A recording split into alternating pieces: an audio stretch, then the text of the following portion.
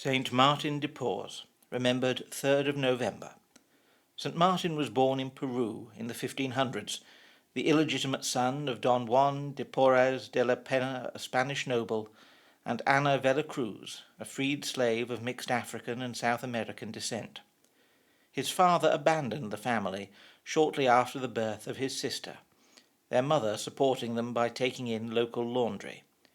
His mother sent Martin to be apprenticed to a barber surgeon when he was still young, in the hope of finding him a trade that would help him escape the poverty of his upbringing.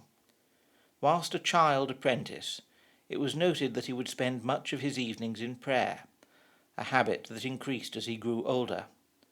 At the age of 15, Martin asked to become a donado, a volunteer, to the Dominican order in Lima. Under Peruvian law, descendants of Africans and native South Americans were barred from joining religious orders, which is why Martin became a donado, as they were allowed to wear a form of religious habit and to live with the community without becoming officially part of it. He started as a servant boy, and later rose to almoner, the person in charge of the charity administered by the monastery. Martin continued to practice as a barber surgeon and doctor within the community, as well as taking on kitchen work and laundry. He believed that all work was valuable and imbued with dignity when done as prayer to God. After 8 years, his abbot decided to forget the law forbidding Martin from joining the order, and allowed him to become an associated lay brother. This was not widely welcomed by others in the community, with many of the brothers mocking him for his illegitimate birth. Martin spent his life from this point onwards working largely in the infirmary and helping sick brothers and those who came to the monastery for treatment, both wealthy Spaniards and poorer natives. He was seen as having great patience, and many miraculous cures were attributed to him, as well as a perceived ability to appear suddenly around the sick and any in need. When the infirmary was full, he once gave his bed to a beggar covered in ulcers. When a Dominican brother discovered this and removed the beggar, Martin reminded him, "Compassion, my dear brother, is preferable to cleanliness." When an epidemic struck Lima, Martin was in charge of relief efforts in the infirmary.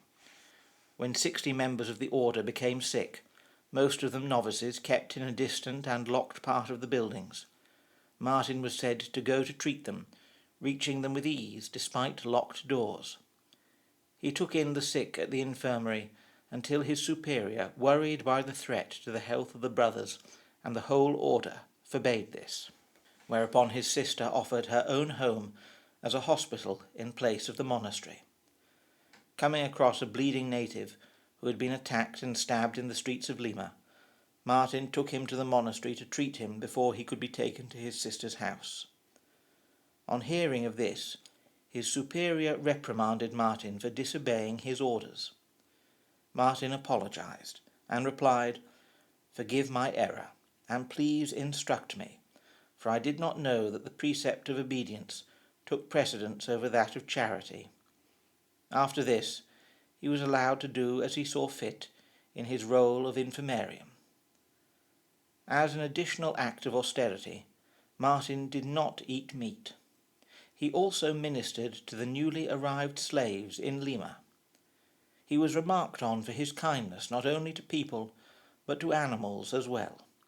He established a school for young poor boys in the city, which many considered to be his monument and legacy. Martin died at Lima Monastery, aged 59, on the 3rd of November. He is patron saint of people of mixed race, race relations, barbers, innkeepers, public health workers, social justice, lottery winners, Peruvian state schools, and Mississippi. St. Martin is remembered on the 3rd of November.